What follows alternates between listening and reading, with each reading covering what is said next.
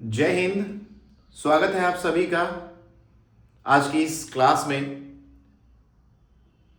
तो हिस्ट्री आधुनिक इतिहास का आज हम लोग ये दूसरा लेक्चर है। पहले लेक्चर में हम लोगों ने पढ़ा था पुर्तगाल किस तरह से भारत में उनका आगमन हुआ, यूरोपीय कंपनी का, और उसमें सबसे पहले हम लोग देख रहे थे पुर्तगालों का आगमन। ठीक है, पहले क्लास में हमने पढ़ा है कि किस तरह से पुर्तगाल आए, वास्को डी गामा भारत आया 1498 में। ठीक है, और उसने 60 गुना लाभ कमाने के कारण वो पुनः वहां से पुर्तगाल के लोग आना शुरू हुए और हमारे यहां धीरे धीरे पुर्तगाली आने लगे। और पहले गवर्नर के बारे में हम लोगों ने पढ़ा, फ्रांसिस्को अल्मेडा के बारे में। ठीक है, आज हम लोग पढ़ेंगे दूसरे गवर्नर के बारे में कि ये जो दूसरे अल्फांसो डी अल्बुकर्क है ना, इनके बारे में हम लोग आज पढ़ने वाले हैं। अल्फांसो डी अल्बुकर्क ये दूसरे लेकिन सबसे महत्वपूर्ण गवर्नर माने जाते हैं, पुर्तगाली गवर्नर। इसलिए माने जाते हैं बच्चों क्योंकि इनका जो कार्यकाल हुआ वो अल्मेडा के बाद हुआ, लेकिन बहुत महत्वपूर्ण कार्यकाल रहा। इन्हें भारत में पुर्तगाल का वास्तविक संस्थापक माना जाता है। आप जान लीजिए इसके बारे में कि ये पुर्तगाली शक्ति का वास्तविक संस्थापक कौन माना जाता है। आपसे क्वेश्चन आ सकता है परीक्षाओं में, तो आपका जवाब होगा अल्फांसो डी अल्बुकर्क। इन्हें क्या किया जाता है, भारत में पुर्तगाली शक्ति का वास्तविक संस्थापक माना जाता है। ठीक है, तो पहला पॉइंट इसके बारे में तो याद रखना है कि ये दूसरा पुर्तगाली गवर्नर था। दूसरी बात इसके बारे में कि ये भारत में पुर्तगाली शक्ति का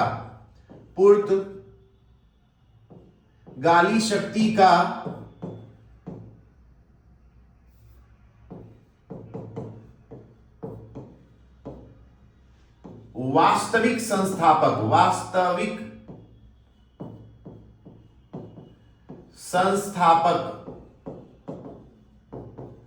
माना जाता है। ठीक है, माना जाता है। ठीक है, क्योंकि इसकी जो नीति थी वो एक्चुअली में व्यापार को विस्तृत करने की नीति थी।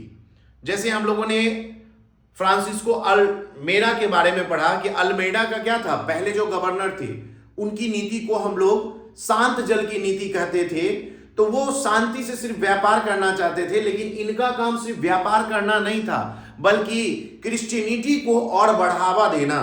इनका बहुत बड़ा योगदान था कि क्रिश्चियनिटी को बढ़ाना, यानी कि भारत में क्रिश्चियन समाज की संख्या को बढ़ाने में इनका बहुत बड़ा योगदान था। ठीक है, इन्होंने क्या किया, कोचीन को अपना मुख्यालय बनाया। ठीक है, कोचीन को, ठीक है, अपना मुख्यालय बनाया। ठीक है, ये क्या किए, अपना मुख्यालय किसको बनाए, कोचीन को। ठीक है, अपना मुख्यालय बनाया और इन्होंने 1510 में बीजापुर के आदिल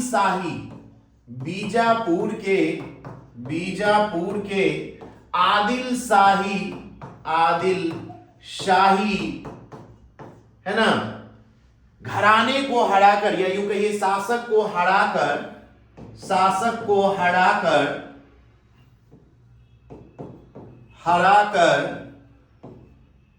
गोवा जीता था। ठीक है, इसने क्या किया, 1510 में बीजापुर के आदिल शाही शासक को हराकर गोवा पर विजय प्राप्त किया, गोवा को जीत लिया। ठीक है, और बात करें इससे आगे तो इन्होंने 1511 में इन्होंने एशिया के महत्वपूर्ण मंडी, 1511 में एशिया के महत्वपूर्ण मंडी,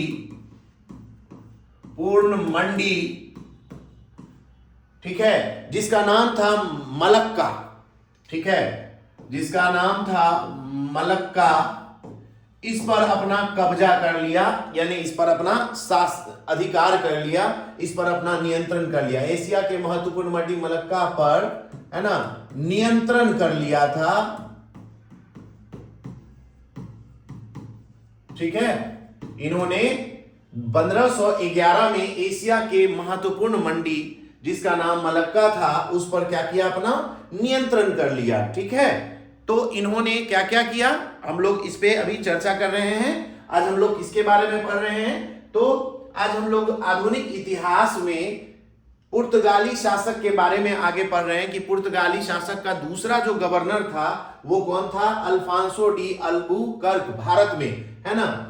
और इसका जो अवधि था वो 1509 से 1515 तक, क्योंकि 1515 में ये मर गए थे। ठीक है, इनकी मृत्यु हो गई थी, है ना। ये दूसरा पुर्तगाली गवर्नर था। इन्होंने क्या किया, पुर्तगाली शक्ति का वास्तविक संस्थापक किनको माना जाता है, अल्फांसो डी अल्बुकर्क को माना जाता है। कोची को अपना इन्होंने मुख्यालय बनाया और 1510 में बीजापुर के आदिल शाही शासक को हराकर इन्होंने गोवा पर अपना कब्जा कर लिया, यानी गोवा को जीत लिया था। ठीक है, उसके बाद हम लोग बात करते हैं कि 1511 में एशिया के एक महत्वपूर्ण मंडी जिसका नाम था मलक्का, उस पर भी अपना नियंत्रण कर लिया। ठीक है, इसके बाद इन्होंने 1515 में, है ना, फारस की खाड़ी के मुख पर स्थित, फारस के खाड़ी के मुख पर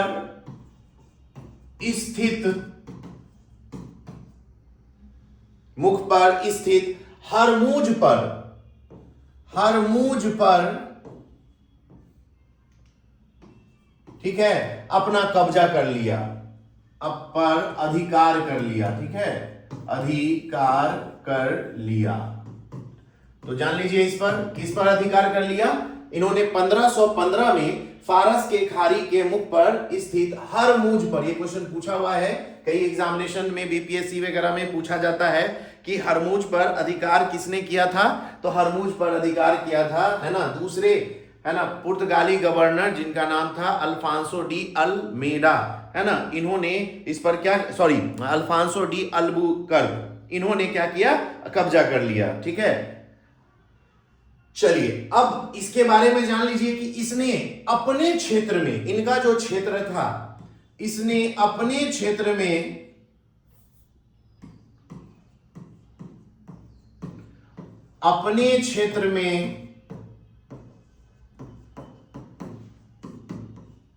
सती प्रथा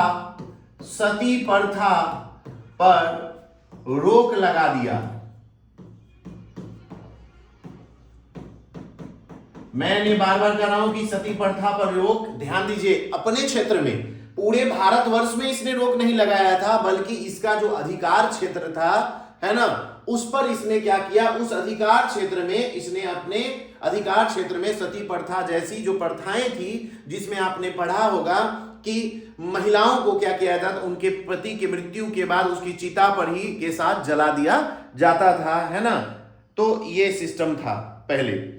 उसके बाद इसकी जो सबसे बड़ी नीति थी कि ये क्रिश्चियन नीति को बढ़ावा देना चाहता था। इसके लिए इसने हिंदू महिला के साथ विवाह की नीति अपनाई।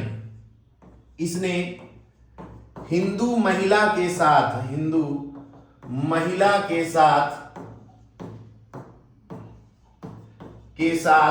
विवाह नीति अपनाई, क्योंकि ये चाहता था कि हम यहीं के बन के रह जाएं। ठीक है, विवाह करने के बाद हमको यहां से जाना नहीं पड़े, इसके लिए इन्होंने क्या किया, हिंदू महिला के साथ विवाह की नीति अपनाई। तो हम लोग अभी किसकी चर्चा कर रहे हैं, अल्फांसो डी अल्बुकर्क की चर्चा कर रहे हैं, जिसका कार्यकाल था 1509 से 1515 तक, जो एक दूसरा पुर्तगाली गवर्नर था। इसने वास्तव में पुर्तगाली शक्ति का वास्तविक संस्थापक जो माना जाता है वो अल्फांसो डी अल्बुकर्क को माना जाता है, जबकि पहले गवर्नर जो थे वो कौन थे, अल्फांसो डी अल्मेडा थे। हमने आपको पहले पिछले वीडियो में पढ़ाया था। ठीक है, उसके बाद ये कोचीन को अपना क्या किया, मुख्यालय बनाया। 1510 में बीजापुर के आदिल शाही है ना, आदिल शाही शासक जो थे उनको हरा करके गोवा पर इन्होंने क्या किया, अपना कब्जा कर लिया। ठीक है, तो ये कुछ बातें थी। उसके बाद इन्होंने क्या किया, 1511 में एशिया के बहुत ही महत्वपूर्ण मंडी जिसका नाम था मलक्का, इस मलक्का पर क्या किया, अपना नियंत्रण कर लिया। ठीक है, क्लियर है बच्चों। अब देखिए 1515 में फारस के खाड़ी के मुख पर स्थित हरमुज पर भी अपना अधिकार कर लिया। उसके बाद इसने अपने क्षेत्र में सती प्रथा, है ना, पर रोक लगा दी। मैंने बार बार कहा अभी कि अपने क्षेत्र में, यानी कि इस जिस क्षेत्र पर इसका अधिकार था गोवा क्षेत्र के आसपास, वहां इन्होंने सती प्रथा को रोका था, पूरे भारत में नहीं। ठीक है, इसने हिंदू महिला के साथ विवाह की नीति अपनाई थी। बात समझ में आया। और इसके बाद बहुत सारे गवर्नर आए, लेकिन उनका बहुत ज्यादा योगदान नहीं रहा, तो हम लोग उनके बारे में, सभी के बारे में नहीं पढ़ेंगे, तो विशेष गवर्नर के बारे में पढ़ेंगे। जैसे कि एक नाम है नीनो डी कुन्हा, उनके बारे में अभी हम लोग चर्चा करने वाले हैं। तो अगले जो गवर्नर हैं जिनकी हम लोग चर्चा करेंगे, उनका नाम है नीनो डी कुन्हा। ठीक है, इनकी चर्चा करेंगे। इनका कार्यकाल रहा था 1529 से 1538 तक, है ना, इनका कार्यकाल रहा 1529 से 1538 तक। क्योंकि इसको महत्वपूर्ण क्यों कहा जाता है भाई, अब देखिए मैंने क्या कहा, बहुत सारे गवर्नर रहे, लेकिन सबके बारे में हम लोगों को पढ़ना आवश्यक नहीं है। जो हमारे एग्जामिनेशन की दृष्टिकोण से है, हम लोग उसकी तैयारी विशेष रूप से करेंगे। तो हमारा जो एक महत्वपूर्ण गवर्नर था वो कौन थे, नीनो डी कुन्हा, जिनका कार्यकाल था 1529 से 1538 तक। 1529 से 1538 तक इनका कार्यकाल था। और इन्होंने 1530 में, देखिए महत्वपूर्ण समय है, 1530 में सरकारी कार्यालय जो था वो कोचीन से गोवा लाया। 1530 में सरकारी कार्यालय जो था, कार्यालय को कोचीन से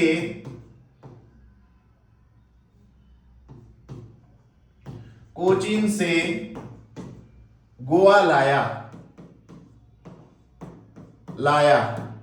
ठीक है, जितना भी सरकारी कार्यालय था, यानी कि ये वही व्यक्ति था जिसने गोवा को औपचारिक राजधानी बनाया।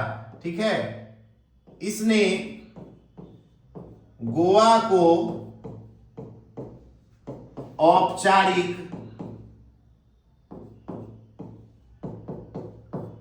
राजधानी बनाया। ठीक है, गोवा को औपचारिक राजधानी बनाया। ठीक है, इसने किसको, गोवा को क्या किया, औपचारिक राजधानी के रूप में बनाया था। ठीक है, चलिए अब बात करते हैं आगे इसके कार्यकाल में क्या क्या हुआ। इसने मद्रास के निकट सेंथोम में, ठीक है, सेंथोम या सेंथो भी कहते हैं, और बंगाल में हुगली में पुर्तगाली बस्ती स्थापित की थी। ठीक है, इसने कहां, इसने मद्रास जिसको आप चेन्नई कहते हैं, मद्रास के निकट सेंथोम या सेंथो सिर्फ कहते हैं, सेंथो भी कहते हैं इसको, है ना, सेंथो में, और बंगाल, अभी भी बंगाल में जाइएगा तो हुगली नदी में के आसपास आपको बहुत सारा जो है इसका पुर्तगाली आपको बस्तियां मिलेंगी। ठीक है, जहां पुर्तगाली अब नहीं रहते हैं, लेकिन कहने का मतलब बस्ती मिलेगी। ठीक है, बंगाल के हुगली में पुर्तगाली बस्ती बसाया। ठीक है, इसने कहां स्टार्टिंग में कहां स्थापित किया, तो इसने मद्रास के निकट एक जगह है सेंथोम या सेंथो कहते हैं उसको, और बंगाल के हुगली में पुर्तगाली बस्ती को बसाया था। ठीक है, उसके बाद इसने 1534 में बेसिन पर और 1535 में द्वीप पर अधिकार कर लिया, है ना। इसने 1534 में, इसने 1534 में बेसिन पर और 1535 में, ठीक है, इन्होंने कहा दीव पर अधिकार कर लिया। ठीक है, अधिकार कर लिया। ठीक है, तो बहुत ही महत्वपूर्ण था ये। कुछ बातें जो अभी हम लोग पुर्तगाल शासन के बारे में जानना चाह रहे हैं कि भाई कैसे भारत में स्थापित हुआ, है ना। तो पहले वीडियो में हम लोगों ने देखा कि किस तरह से वास्को डी गामा पहुंचा। ठीक है, और उसने जब यहां से वो गया अपने देश पुर्तगाल गया तो 60 गुना लाभ हुआ, सारा खर्च काट कर भी उसको 60 गुना लाभ हुआ, जिसके कारण, है ना, वहां के लोगों में एक जिज्ञासा जग गई और वहां के लोग आना प्रारंभ किए। 1500 में, 1502 में, फिर 1500 में फिर दूसरा खेप आया वहां से, फिर व्यापारियों का, फिर 1502 में वास्को डी गामा भी फिर आए, है ना। और इस तरह से धीरे धीरे उन्होंने स्थापित करना शुरू किया। पुर्तगाली शासन हमारे देश में स्थापित हुआ। तो अभी हम लोग पढ़ रहे हैं दूसरे पुर्तगाली गवर्नर के बारे में, जिसका नाम था अल्फांसो डी अल्बुकर्क, जो 1509 से 1515 तक यहाँ रहा, पुर्तगाली शासक का दूसरा गवर्नर रहा। इसको पुर्तगाली शासक का वास्तविक संस्थापक माना जाता है। इन्होंने कोचिन को अपना मुख्यालय बनाया।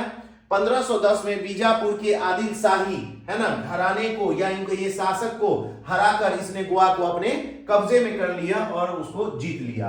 ठीक है, 1511 में एशिया की सबसे महत्वपूर्ण मंडी, जिसका नाम था मलक्का, उस पर अपना नियंत्रण कर लिया। उसके बाद 1515 में इसने फारस की खाड़ी पर स्थित हरमुज पर भी क्या किया, अधिकार कर लिया। ठीक है, उसके बाद इसने अपने अधिकार क्षेत्र में सती प्रथा पर रोक लगा दी। उसके बाद इसका नियम यह था कि भाई क्रिश्चियनिटी को बढ़ावा देना है ना। तो इसके लिए इन्होंने हिंदू महिलाओं से शादी करने की नीति अपनाई। ठीक है, इसके बाद बहुत सारे गवर्नर आए, लेकिन उनमें सबसे महत्वपूर्ण गवर्नर जो था वो था नीनो डी कुन्हा, जिसका कार्यकाल रहा 1529 से 1538। अब क्यों ये खास रहा, क्योंकि देखिए इसने सरकारी कार्यालय को कोचीन से ट्रांसफर करके गोवा ले आया। ठीक है, उसके बाद यही वो व्यक्ति था जिसने गोवा को औपचारिक राजधानी के रूप में बनाया और कहा कि भाई अब हमको गोवा को क्या करना है, राजधानी मानना है। यानी उस समय इसने कहा कि भारत की जो राजधानी होगी वो गोवा होगी, इसके अकॉर्डिंग, पुर्तगाली शासक के अकॉर्डिंग। उसके बाद इसने भाई बस्तियां बसाना शुरू किया भारत में, और सबसे पहले इसने मद्रास के निकट सेंथोम या सेंथो नामक जगह में, है ना, अपनी बस्ती को बसाया। फिर बंगाल के हुगली में भी इसने अपना बस्ती बसाया। उसके बाद 1534 में इसने बेसिन पर कब्जा किया और 1535 में दीव पर अधिकार कर लिया। तो इस तरह से, है ना, पुर्तगाली शासक ने हमारे देश पर धीरे धीरे अपना वर्चस्व बनाना प्रारंभ किया था। ठीक है, तो हम लोग एक छोटे छोटे वीडियो के रूप में आपके लिए, है ना, ये लेकर के आ रहे हैं आधुनिक इतिहास के बारे में विशेष। ठीक है, आप अपने जो भी कमेंट हो वो आप इस वीडियो के नीचे देंगे, आपको किस तरह की वीडियो चाहिए और इसमें हम धीरे धीरे क्या इंप्रूवमेंट कर सकते हैं, है ना। आप लोग का फीडबैक बहुत जरूरी रहेगा हमारे लिए, और हम लोग इसको और बेहतर से बेहतर लेकर के आएंगे। चलिए फिर मिलते हैं अगले वीडियो में। जय हिंद।